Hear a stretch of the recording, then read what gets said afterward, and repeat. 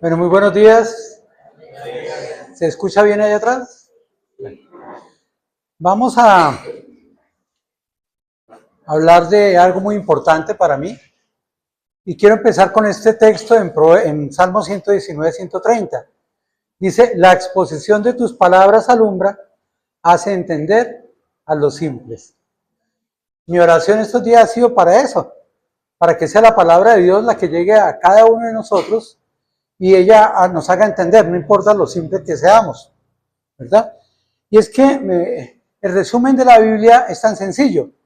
En Romanos 1:16 dice, porque no me avergüenzo del Evangelio, porque es poder de Dios para salvación a todo aquel que en él cree. Luego, ¿qué es el Evangelio? ¿Qué es el Evangelio? ¿Poder de Dios para qué? Para salvación, ¿verdad? Pero se necesita algo, a todo aquel que en él cree. Dice al judío primeramente y también al griego, dice, porque en el Evangelio la justicia de Dios se revela por fe y para fe. Como está escrito, más el justo por la fe vivirá. Ahora, si yo resumiera de qué habla la Biblia, ¿ustedes qué me dirían? No todos a la vez. Del Evangelio. ¿Qué es el Evangelio? ¿Qué nos muestra el Evangelio? Plan de Dios para salvación. ¿A través de quién? Entonces, en Juan capítulo 5, versículo 39 dice, escudriñad las Escrituras, porque a vosotros os parece que en ellas tenéis vida eterna, pero ellas son las que dan testimonio de mí. ¿De qué habla la Biblia? De Jesús. Y conociendo ya a Jesús, obtengo la salvación. Sencillo, ¿verdad? Hemos hablado las últimas 2 veces que yo he venido. La primera es la historia de Saulo, de Pablo. Vimos un encuentro personal que transforma y Saulo le dice, ¿quién eres, Señor? ¿Y qué quieres que yo haga? En Hechos capítulo 9. Entonces lo que quiere decir es que lo que hizo Saulo es que reconoció que él era religioso, pero que necesitaba reconocer al Señor, que era Jesús. Y que en obediencia a ese Señor haría lo que él le dijera. Posteriormente vimos en Hechos capítulo 8, del 4 al 13, las buenas nuevas que transforman. Y hablamos de que el Evangelio es por todos y para todos. Es decir, todo creyente debe llevar el Evangelio a cualquier criatura que esté ahí. Y vimos que el Evangelio es uno transformador y otro el Evangelio es alterado. Así como lo hacía el mago Simón, ¿verdad? Pero aún ese que alteró el Evangelio creyó. Luego, qué importancia que aquellos que aún adulteren el Evangelio crean y acepten en verdad a Jesús. Me gustó mucho esta imagen que conseguí, porque es una gota que cae en el agua y ¿qué pasa? Genera onda, se extiende. Y mire, hay 1, 2, 3 goticas, ¿y hasta dónde llegan esas gotas? Hasta el fin de la imagen, ¿verdad? Y yo creo que el Evangelio debería ser así. Debe haber un Evangelio que se extienda. Y la forma que el Evangelio se extiende es cuando cada creyente se compromete a servir a Dios. La enseñanza esta mañana está en la primera carta de Tesalonicenses, en el capítulo 1, y vamos a mirar del versículo 2 al versículo 10. Primera carta de Tesalonicenses, capítulo 1, 2 al 10. En este momento no lo voy a leer porque lo vamos a estar revisando durante toda la enseñanza. Vamos a orar. Amado Dios, Padre Santo, te damos gracias por tu bendita palabra. Gracias porque el Evangelio, porque es poder tuyo, Señor. Gracias por el Espíritu Santo que nos redarguye, nos da entendimiento. Pero también gracias porque tú transformas a través del Evangelio para que nosotros te sirvamos a ti, a ese único Dios vivo y verdadero. Enséñanos en esta mañana a entender que el Evangelio no es solo para oírlo, sino para vivirlo. Y la forma de hacerlo, Señor. Para que este Evangelio se extienda, se expanda, como es tu voluntad. Lo veíamos la vez pasada, que tú volverás cuando el Evangelio se predique en todo el mundo. Y estamos anhelando tu venida. Pero estamos seguros que nos falta algo. No a ti, porque tú eres fiel, sino a nosotros. Bendícenos y guíanos a través de tu palabra. En Cristo Jesús. Amén. Entonces vamos a mirar 5 cosas en este texto. La primera es que para que el Evangelio se extienda debe haber oración, versículos 2 y 3. La segunda debe haber el poder del Espíritu Santo, versículos 4 y 5. La tercera, se necesita el Evangelio, versículos 6 y 7, y se necesita la fe, pero una fe activa, una fe plena, real. Y por último, necesitamos del servicio fiel, versículos 9 y 10. Y si esto está, estos 5 puntos, están en la iglesia, en todas las iglesias, pues ese evangelio se extendería, la iglesia se fortalecería y la iglesia crecería. Y es que me preocupa porque el mundo va creciendo, el mundo va multiplicándose. Ahora, cuando miramos el mundo, ¿cómo lo vemos? ¿Mejor o peor?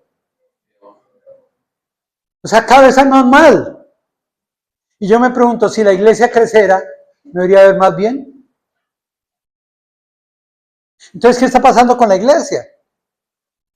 Parece ser que la iglesia, a diferencia de la iglesia primitiva, se hubiera estancado.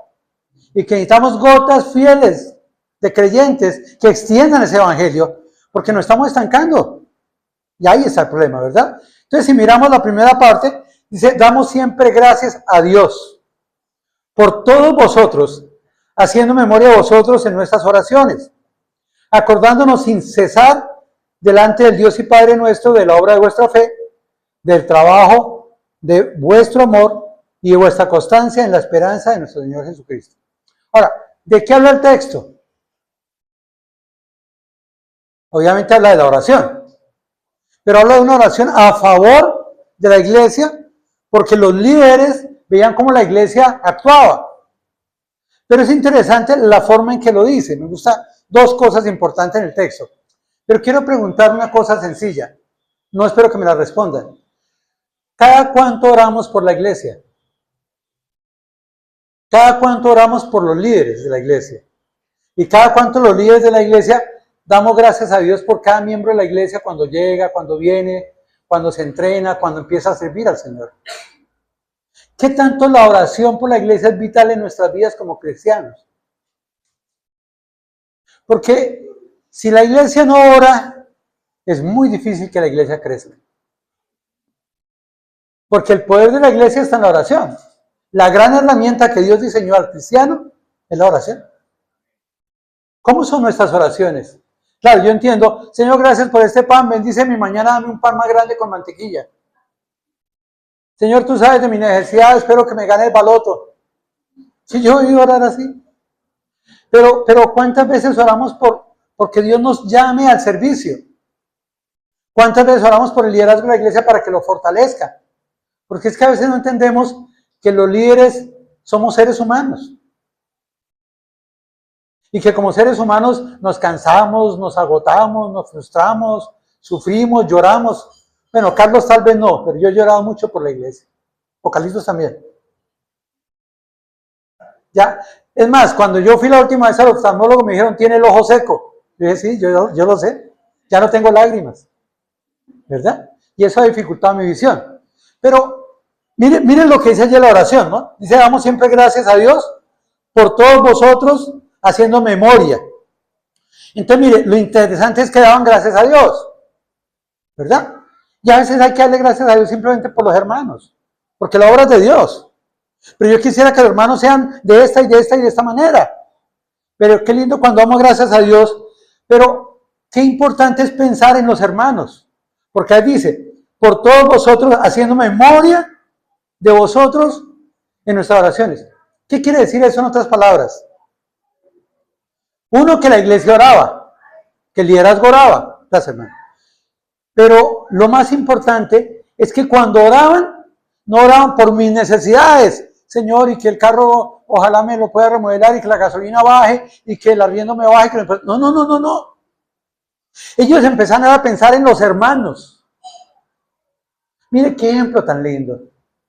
Primero nos motiva a orar, pero segundo dice que el motivo mayor de nuestras oraciones debe estar en pensar en los hermanos, hacer memoria de los hermanos en nuestras oraciones.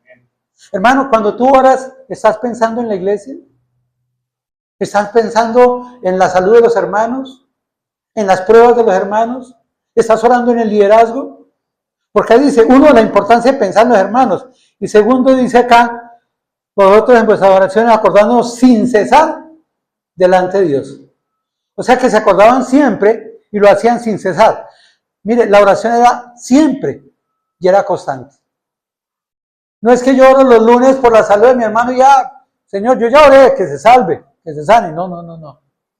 La oración del creyente es siempre y es constante.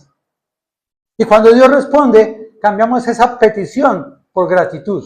De hecho, el enfoque en esta oración está en las gracias, en la gratitud. Mire lo que es allá. Damos siempre gracias a Dios por todos vosotros, haciendo memoria de vosotros en nuestras oraciones, acordándonos sin cesar, o sea, constante. Cada que tenían un tiempo, allá no pagaban recibos, pero si hubieran pagado recibos en la cola para esperar mientras pagó el recibo, oraban. Así debe ser la iglesia. ¿Cuántos tiempos muertos tenemos? ¿En qué los usamos? Claro, hoy el día el chat ha absorbido tanto nuestras vidas que nos dificulta tantas cosas. Pero qué lindo cuando tengamos esos tiempos para acordarnos de los hermanos de la iglesia, del liderazgo de la iglesia y estar orando por ellos, ¿verdad? Pero aquí era una gratitud por tres cosas importantes. Uno, bueno, esas tres cosas importantes eran evidenciadas en sus vidas, ¿no? Acordándonos y sentadas delante de Dios y el Padre nuestro de la obra. Mire, habla tres cosas: la obra de la fe, el trabajo de amor y la constancia de la esperanza. ¿Qué era lo que acompañaba a la iglesia? Tres cosas. ¿Qué son cuáles? La fe, el amor y la esperanza. ¿Será que la iglesia debe tener fe, amor y esperanza? Pues obviamente, sin fe es imposible agradar a Dios. Parta de esa base. ¿Cómo yo como hijo suyo voy a agradar a Dios si no tengo fe? Pero viene el gran problema. ¿Y qué es la fe? ¿Qué es fe? ¿Qué es la fe? El versículo más conocido de la fe, ¿qué dice? Y la certidumbre de lo que no se ve. Es decir, la fe está en ¿dónde? ¿En el pasado, en el presente o en el futuro? En el futuro. Pero es que yo me acuerdo, ay Señor, yo no he sido capaz. Hablaba yo con Carlitos de mi vida cuando inicié en el Señor. Mi pasado era terrible. Mi pasado era limitaciones, de incapacidades. Y cuando yo pensaba en mi pasado, yo le decía a Roberto, yo no voy a enseñar en la iglesia. ¿Por qué? Porque yo no puedo, porque yo no sirvo para eso. Y él me decía, Jorge, tenga fe. Le digo, pues es que tengo fe porque mire todo lo que he vivido. No, la fe está en el futuro. Piensa desde hoy que lo vas a hacer en el futuro. Y yo decía, pues sí, esa es la fe. Y empecé a orar. Y un día, me acuerdo mucho, en el año 92, 93, orar y le decía, Señor, si tú me tienes para enseñar, cambia toda mi vida. Porque si algo tengo yo al enseñar es pánico y miedo. Y temores. Y llegué a una iglesia en Ocaña y me dijeron, hermano Jorge, ¿quiere enseñar en la iglesia en Ocaña? Y yo pensé, Bucaramanga tiene 1 millón de habitantes, Ocaña tiene 200,000. Si la iglesia en Bucaramanga es de 30 personas, la de Ocaña es de 10. Como buen matemático, pensé yo. Cuando me llevan y muestran la iglesia y veo un salón grandísimo. Y pregunto yo, hermano Elfido, ¿cuántas personas vienen acá? Me dijo en promedio 250, 300. Literalmente caí al suelo. Yo pensé que le iba a enseñar a 10 personas. Yo nunca había enseñado, es más, nunca me había parado ante tantas personas. Y cuando me ven así, se levanta el hermano Jorge Franco, hermano altote, grande. Me dice, hermano Jorge, venga, oramos por usted. Y me llevó a un rincón y oró por mí. Eso me sacó demonios, espíritus. Yo no sé todo lo que hizo él. Y cuando él termina, llega otro hermano y me dice, hermano Jorge, 3 consejos. Primero, si usted quiere enseñarle a 10, pues mire solo a 2. Ya se cuenta que están 2 y yo era así. Segundo consejo, piense en los 3 primeros minutos, diga lo que se le ocurra.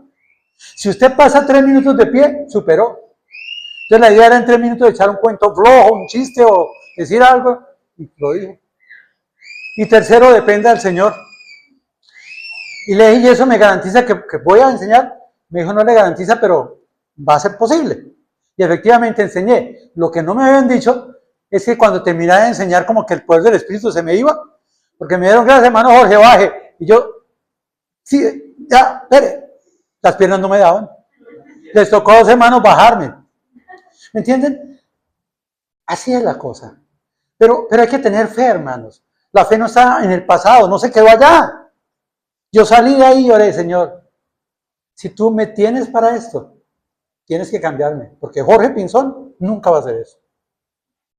Si tú quieres, dame la capacidad, quita mi temor, quita mis dudas, y bueno, por lo menos hoy estoy aquí. No es que lo haga muy bien nada, pero me atrevo a pararme acá. ¿Por qué? Por la fe.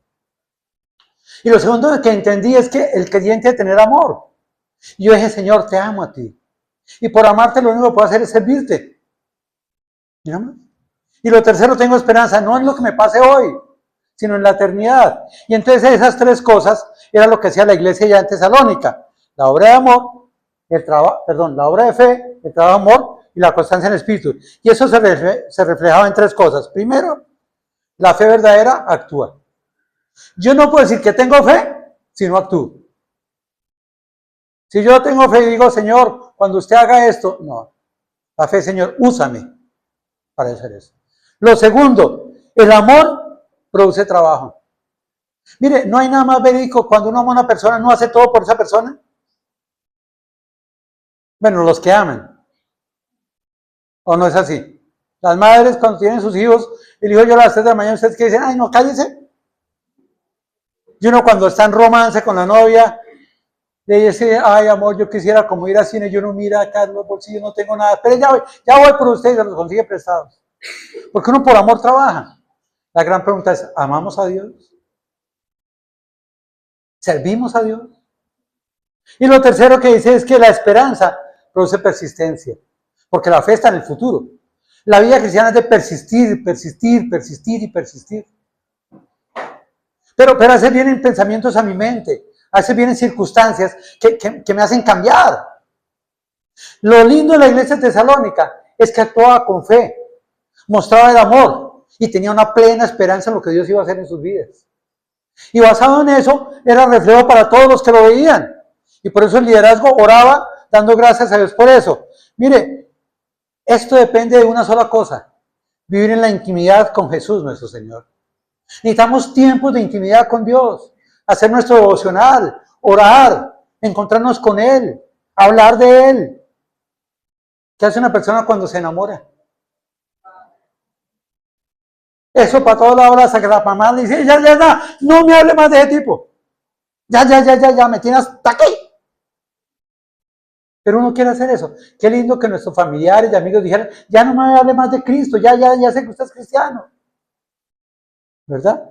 Lo segundo, dice, ¿por qué? Mire lo que dice. Daban gracias a Dios porque trabajaban con fe, con amor y con esperanza. Dice, porque conocemos, hermanos amados de Dios, vuestra elección. Pues nuestro evangelio no llegó a vosotros en palabras solamente, sino también en poder en el Espíritu Santo y en plena certidumbre. Como bien sabéis cuáles fuimos entre vosotros por amor a vosotros. Pregunto, ¿cómo llegó el evangelio? Ese evangelio que transforma.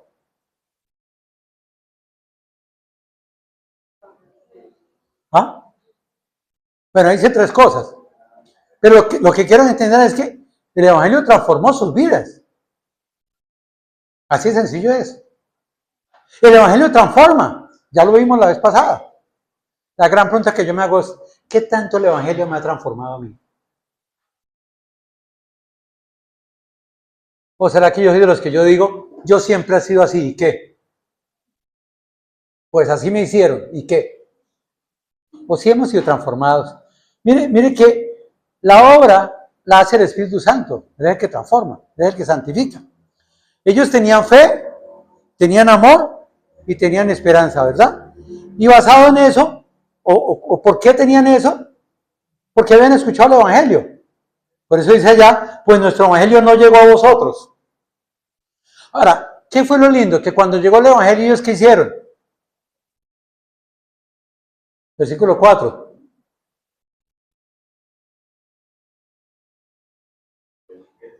Lo eligieron. ¿Sabes que todos los seres humanos tenemos una decisión? Y en el evangelio hay dos decisiones. O lo aceptas o lo rechazas. No hay más. ¿Qué hicieron ellos? Lo aceptaron, lo eligieron. Y el elegir el Evangelio, el creer en Jesús, en aceptar en Jesús, les permitió tener fe, tener amor y tener esperanza. Y basado en eso, empezaron a orar el trabajo de vuestra fe, de vuestro amor, la constancia, todo eso, ¿verdad? Y eso había sido, ¿por qué? Porque eligieron el Evangelio. La gran pregunta que yo te hago a ti es, ¿qué es el Evangelio para ti? ¿Es algo para entretenerte? ¿O es algo para conocer a Jesús e invitar a Jesús? Porque el Evangelio habla de Jesús. Pero ¿qué tanto conocemos a Jesús? Importante, dice que ese Evangelio no llegó solo en palabra, sino en poder y en certidumbre. Luego el Evangelio tiene 3 ventajas ahí. Primero, lo que habla, la vida de Jesús. Segundo, el poder dado por el Espíritu Santo. Y en sí el Evangelio es poder. Por eso dice, no me avergüenzo del Evangelio porque es poder de Dios. Y ese Evangelio debe llegar como con certidumbre. Primera parte en palabras. Romanos 1:16 ya lo vimos, ¿no? Porque no me avergüenzo del Evangelio porque es poder de Dios para salvación a todo aquel que en él cree. Al judío primeramente y también al griego.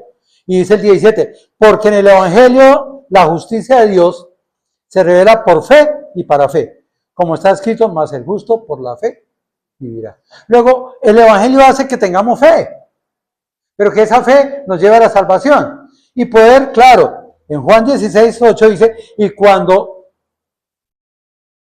Él venga hablando del Espíritu Santo, convencerá al mundo de pecado, de justicia y de juicio. De pecado por cuanto no creen en mí, de justicia por cuanto cuando voy al Padre y no me veréis más, y de juicio por cuando el príncipe de este mundo ha sido ya juzgado. O sea, el Evangelio tiene un poder. Y ese poder nos hace hablar de Jesús, para creer en Él. Pero también nos da la justicia, ¿verdad? Él dijo, iré al Padre para preparar morada, para que donde yo esté, también vosotros estéis. Y obviamente de juicio, porque es que Satanás quedó condenado en la cruz. Él ya no tiene poder sobre la iglesia. Pero a veces le damos más poder a Satanás que a Dios. Entonces, el Espíritu Santo es el que obra. Escuchamos el Evangelio, pero el Espíritu Santo está ahí. Por eso, siempre que vamos al Evangelio, oramos para que el Espíritu Santo nos dé entendimiento. Todo tiene que ver con la oración. Todo. Cuando hablamos con Carlitos de que yo venía hoy, yo no sabía qué enseñar hoy. Y empecé a orar, y orar, y orar. Y después dije yo, bueno, si ya hice un mensaje, hice otro mensaje, busquemos otro mensaje que vaya con esto. Y como ya están estudiando Tesalonicenses, pues vamos a hablar de Tesalonicenses. Señor, guíame, ¿qué texto? Y revisando toda la primera y segunda carta de Tesalonicenses, llegué a este texto y Dios empezó a mostrarme ahí las cosas. El Espíritu Santo obró mostrándome, porque es el que me revela a mí. Yo no tengo capacidades de nada. Es Dios a través del Espíritu que me da el entendimiento de su palabra, que me da la comprensión de ella, pero hay que estudiarla. No es que yo llegue acá y digo, hermanitos, vamos a ver, dígame un libro de la Biblia, dígame un versículo, un capítulo, y dígame otro número. Hoy vamos a hablar sobre Mateo 15:22. No, así no es. Así no es. Por eso es amor, fe, esperanza. Hay que tener práctica, hay que estudiar, hay que practicar. Hay que estar preparado para que el Espíritu Santo nos use, ¿verdad? Dice, por lo cual también vosotros sin cesar damos gracias a Dios de que cuando recibiste la palabra de Dios que oíste de nosotros, la recibiste no con palabras de hombres, sino según es en verdad la palabra de Dios, la cual actúa en vosotros los creyentes. ¿Por qué dirá en vosotros los creyentes? Yo nunca he entendido eso.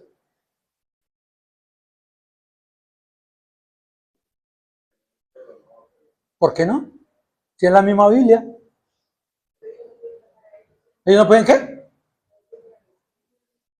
Porque ellos no tienen espíritu. Por eso se necesita para la expansión del Evangelio que el Espíritu Santo sea el que obre, para darnos entendimiento a nosotros y para que le dé entendimiento a los otros, quien convence de justicia, juicio y pecado, ¿verdad? Y me gusta porque tanto al principio como al final está una palabra que me gusta a mí. Le dice, porque conocemos hermanos amados de Dios. La iglesia es amada de Dios. Y el creyente en ese amor de Dios, dice al final, cuales fuimos a vosotros por amor de vosotros. El creyente ama a Dios. porque el amor es de Dios. Pero nos amamos como iglesia. Y nos abrazamos y compartimos y lloramos y sufrimos unos con otros. Pero ahí no queda todo. El amor va a un mundo perdido, convulsionado, sufriente y doloroso. Ayer me pareció curioso que tan pronto escuché la noticia de lo que le sucedió a Miguel Uribe, al minuto ya me había llegado un mensaje: hermano Jorge, oremos por que Dios obre en la vida de este hombre. ¿Por qué me escribieron eso? Por amor a él. Nosotros amamos al resto, pero ¿cómo amo yo al vecino, al amigo, si no le comparto el evangelio? ¿Qué hacía que esos hombres reflejaran el amor de Dios? Que por amor a Dios y por amor a ellos compartieron el evangelio. Me dice, porque nuestro evangelio no llegó a vosotros en poder, ¿verdad? Y como ese evangelio llegó a ellos, ellos tomaron la lección. La función de la iglesia es compartir el evangelio. La decisión la toman los otros. Pero si la iglesia no comparte el evangelio, ¿quién decide? Y obviamente oramos para que el Espíritu Santo sea el que haga la obra. Versículo 6. Y vosotros viniste a ser imitadores de nosotros. Mire, ellos eligieron el evangelio que llegó con poder, que llegó con certidumbre, ¿verdad? Y dice, y vosotros viniste a ser imitadores de nosotros, del Señor y del Señor, recibiendo la palabra en medio de gran tribulación, con gozo del Espíritu Santo, de tal manera que habéis sido ejemplo a todos de Macedonia y de Acaya que han ido creyendo, que han creído. Mire, ahí está la extensión fiel del evangelio. Primero, oraron, expusieron el evangelio, lo aceptaron porque el Espíritu Santo obró en ellos. Y lo tercero, el evangelio es transformador. Mire qué tanto transforma. No sé si han visto Yo Me Llamo, pero este gran hombre, que dicen algunos que es muy bueno, yo no he escuchado, fue imitador. ¿Y de quién fue imitador? De otro, que era parecido incluso, ¿verdad? Yo me imagino, porque ustedes saben que yo de cantante soy solista, ¿no? Yo empiezo a cantar y se van y me dejan solo, así es. Pero hay gente que tiene talento y capacidad, sin embargo, él tuvo que mirar muchas horas a este hombre hacer lo que hacía para imitarlo. Invirtió tiempo. Y cada vez decía, no, es que el peinado, no es que el cabello, es que los cordones, es que eso. Y él empezó a cambiar y a cambiar, porque quería imitarlo. ¿Verdad? Y así es de sencillo. Hay modelos, pero ¿cuál es el modelo del cristiano?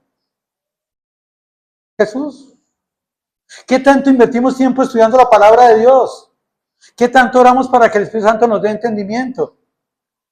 ¿Y qué tanto ese evangelio transforma nuestras vidas? Somos modelos para que otros sigan el ejemplo. Y es lo que vemos ahí en la iglesia de Tesalónica. Miren lo que dice, y vosotros viniste a ser imitadores de nosotros. ¿Por qué? Porque cuando ellos compartían el evangelio con amor, la iglesia o los que creían decían, miren a Pablo, miren a este cómo nos tratan con amor y cómo actúan. Y empezaron así. Ahora, yo me imagino cuánto tiempo estuvieron esos misioneros, digámoslo así, en la iglesia. Eso no aprendieron un día ni en 2 días. Cuando uno de Yo Me Llamo le dice, ¿y usted hace cuánto hace ese personaje? Hace 12 años, 15 años, 20 años. Claro, la vida cristiana es un proceso que no dan un día, no dan 2 días.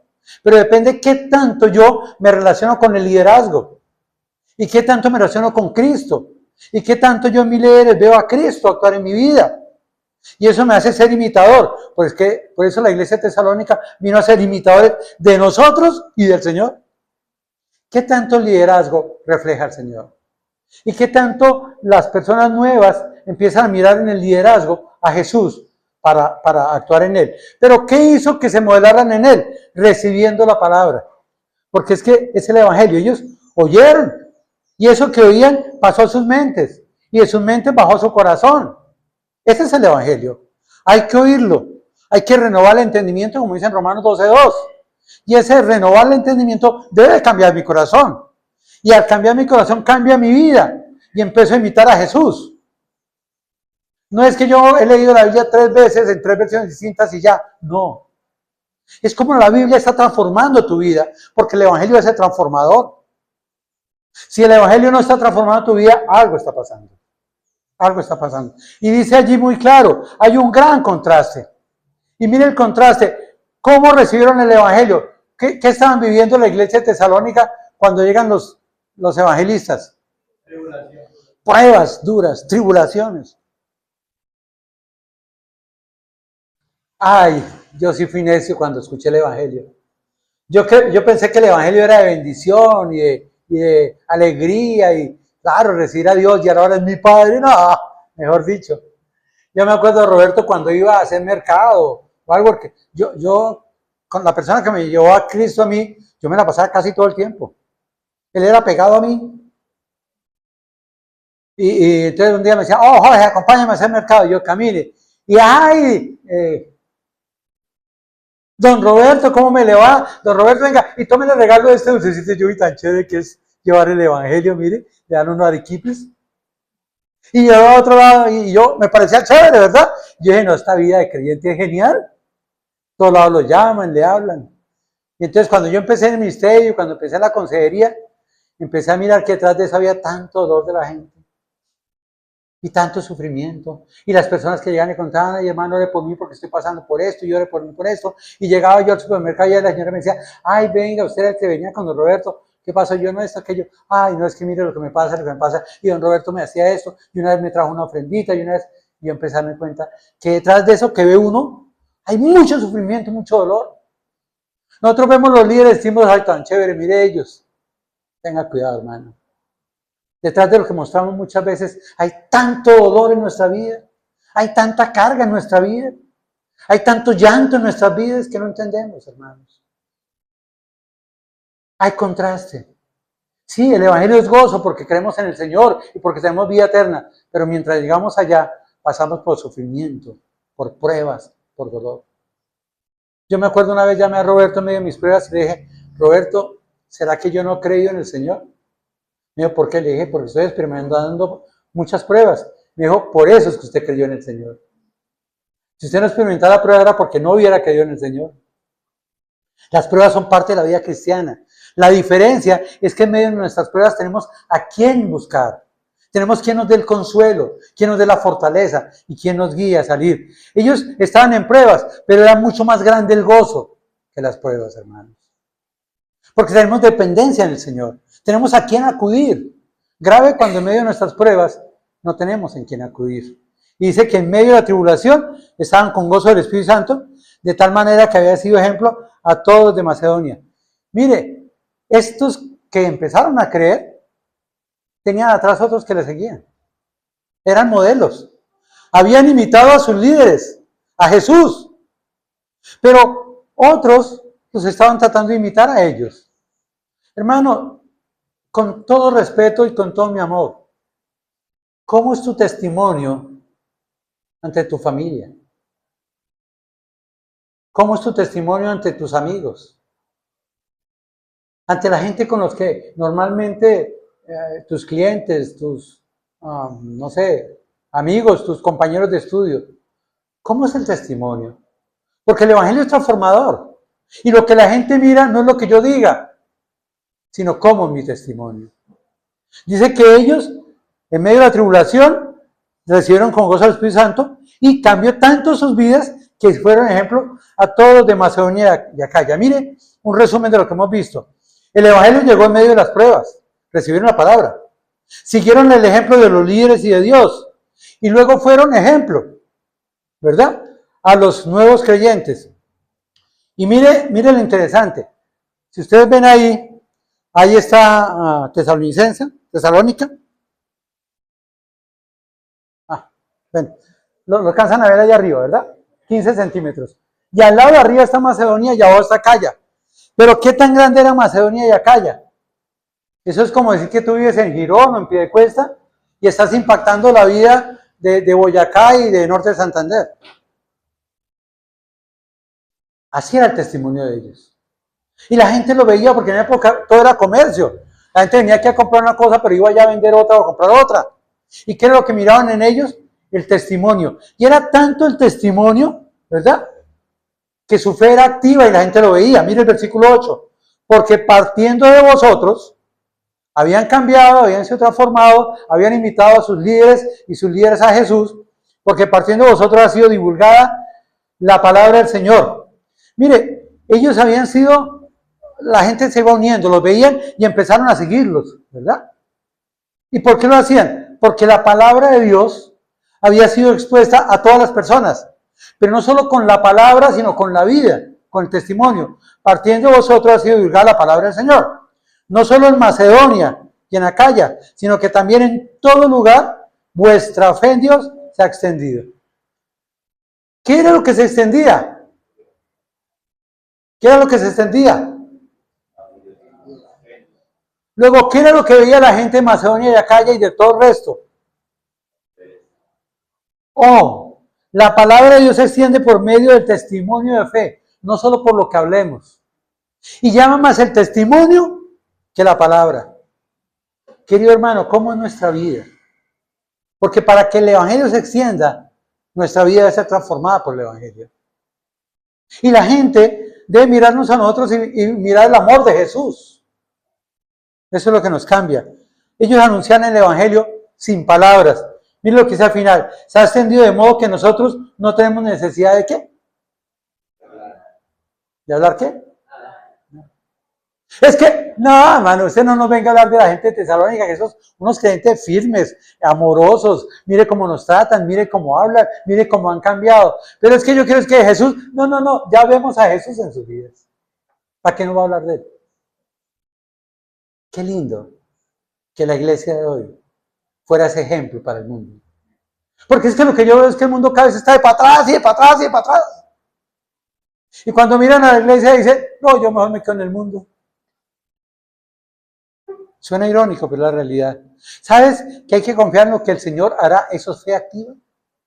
La fe no es mirar mis problemas de hoy, porque los tenemos. Cuando me dicen, Jorge, ¿usted cómo sigue? Le digo, ahí vamos, pero el Señor tendrá control. ¿Pero qué ha hecho para esto y qué ha hecho? Yo no estoy mirando el presente, yo estoy mirando el futuro, lo que Dios va a hacer en mi vida. En 20 días tengo los exámenes y todo me dice, Jorge, ya lo hizo. Pero tranquilo, es en 20 días. ¿Y qué? Pero usted cómo se siente, no, es que no es como me sienta yo, es lo que Dios tiene para mi vida. Así de sencillo es. Pero Jorge, pero usted ¿por qué no? Hombre, yo confío en el Señor. Me dice, usted sí es uno de esos creyentes tarcos y obstinados. Le digo, no, eso es fe. Eso es fe. La fe no es cuando yo no tenga pruebas. La fe es en medio de mis pruebas. Pero la fe debe ser activa. La fe debe moverme a ser ejemplo de Cristo en medio de todos los que me rodean. Y eso es lo que hace que el evangelio se extienda. Y por último, versículos 9 al 10. Porque ellos mismos, ¿quiénes son ellos mismos?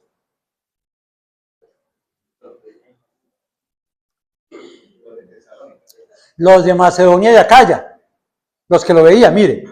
Porque partiendo de vosotros ha sido divulgada la palabra del Señor, no solo en Macedonia y Acaya, sino que también en todo lugar vuestra fe en Dios se ha extendido, de modo que nosotros no tenemos necesidad de hablar de nada. ¿Por qué? Porque ellos mismos cuentan, los que veían a la iglesia de Tesalónica, de nosotros, la manera en que nos recibiste y cómo os convertiste. O sea, la misma iglesia de Tesalónica y todos los que veían, decían, ¿qué fue lo que pasó?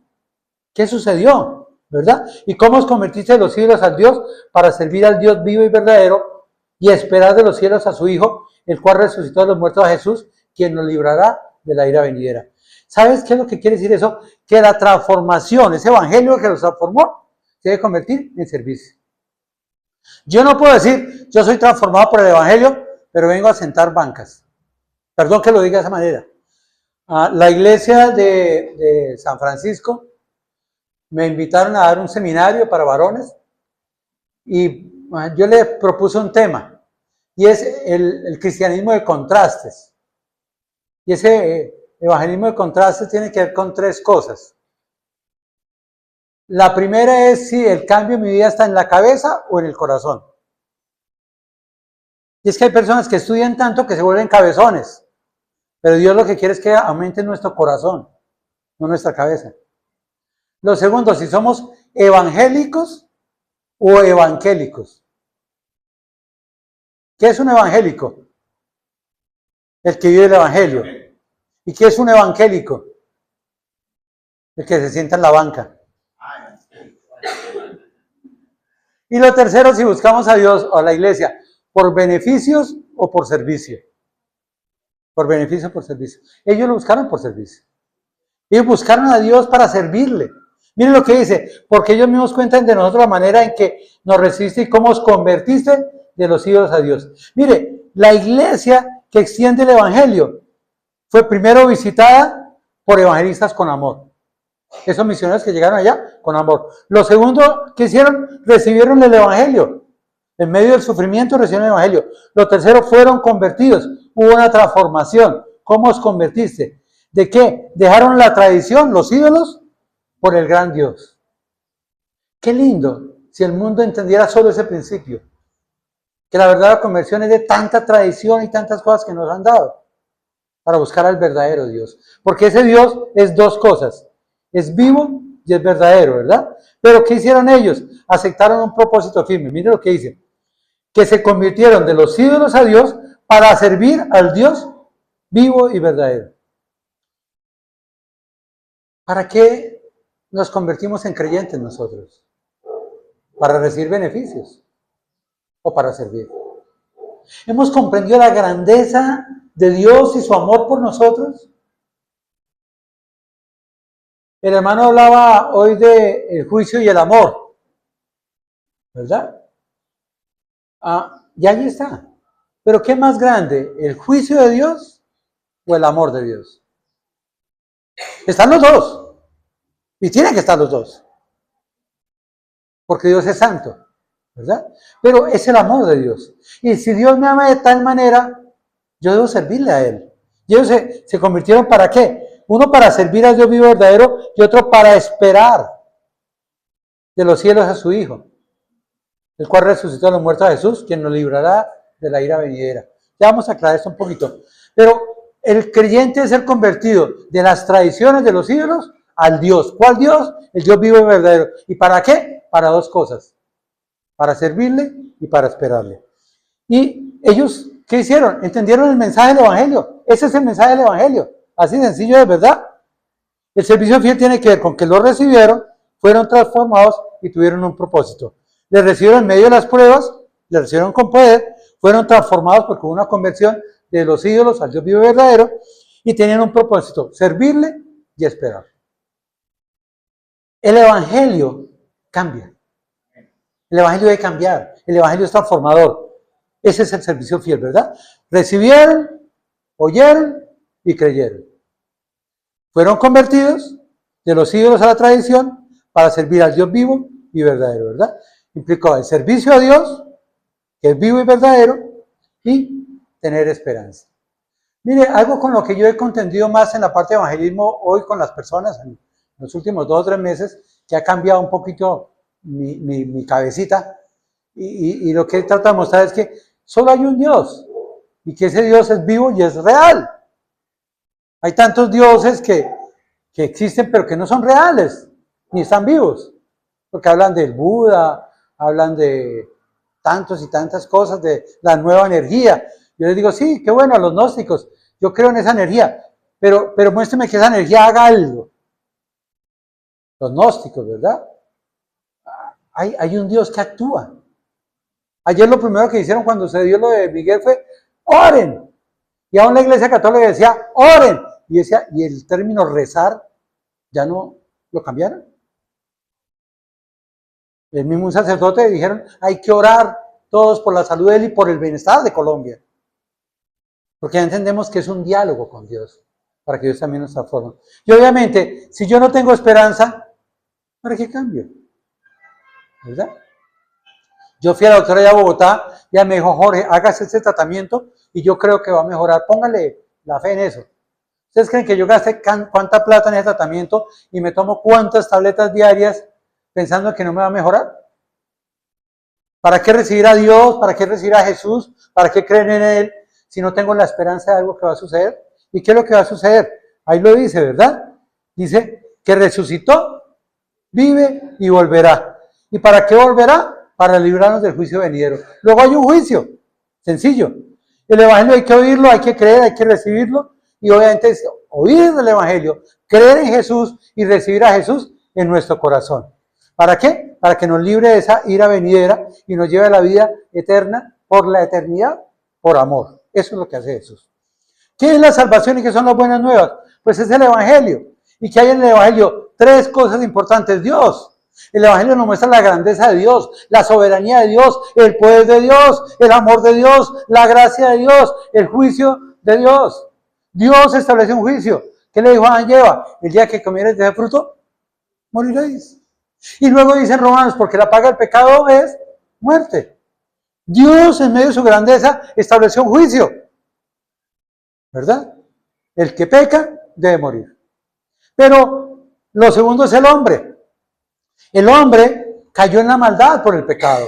El hombre, esa maldad pasó a todos los hombres por cuanto todos pecaron. El hombre se ha revelado de Dios. El hombre se ha apartado de Dios. Y por eso es que el mundo cada vez va peor y peor y peor. ¿Verdad? Amamos nuestro país. Yo por lo menos lo amo. Pero estamos en un caos cada vez peor. Porque el hombre se ha revelado con Dios. No se tiene en cuenta a Dios. Ya se retiró a Dios de los colegios. Ya se retiró a Dios de tantas y tantas partes. ¿Verdad?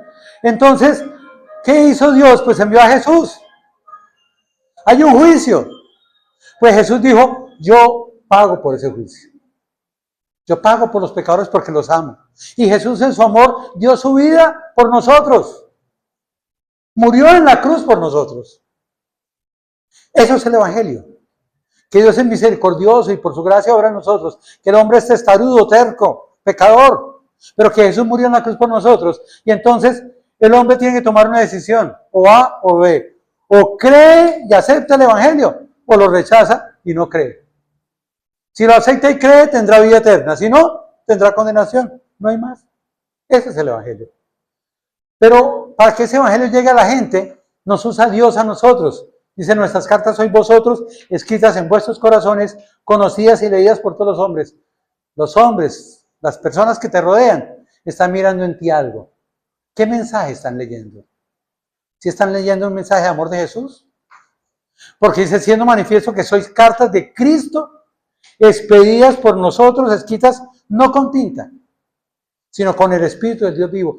Dios, a través de su Espíritu Santo, está escribiendo cada vez un mensaje en nuestras vidas, para que el mundo lo lea, para que el mundo lo vea, y para que el mundo también sea transformado. No en tablas de piedra, sino en nuestros corazones. ¿Se ha cambiado nuestros corazones? ¿O solo llegó a nuestra mente el Evangelio? Y tal confianza tenemos mediante Cristo para con Dios, no que seamos competentes por nosotros mismos para pensar cosas como nosotros mismos, sino que nuestra competencia proviene de Dios. Es Dios el que hace la obra. Por eso la iglesia debe estar orando. Por eso la iglesia debe estar confiando en el Espíritu Santo. Por eso la iglesia debe tener un evangelio transformador. Y por eso debemos de servirle fieles al Señor. Amado Dios, Padre Santo, te alabamos en esta mañana y te damos gracias por el ejemplo de la iglesia de Tesalónica. Señor, tú conoces nuestras vidas. Nada es negado ante ti. Conoces nuestros pensamientos, nuestra mente, nuestras dudas, nuestros temores, nuestras inquietudes. Pero clamamos a ti para que en verdad ese evangelio transforme nuestras vidas. El Espíritu Santo nos santifique y nos quite los temores, los miedos, las angustias. Transforme nuestra mente y transforme nuestro corazón. Que ese evangelio, ahora en medio de las pruebas, llegue a nosotros para fortalecernos, edificarnos y transformarnos.